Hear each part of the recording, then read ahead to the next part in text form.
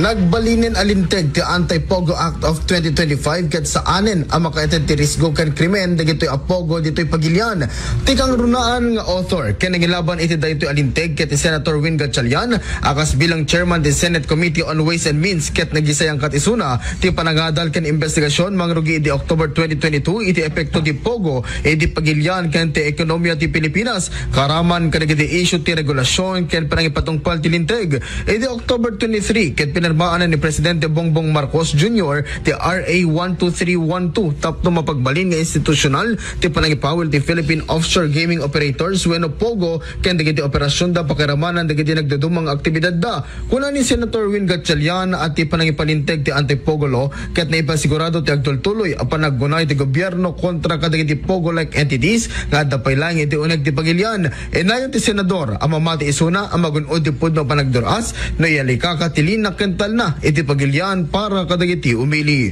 Para iti IFM News, Idol Lawrence Martinez, Tatak, RMN.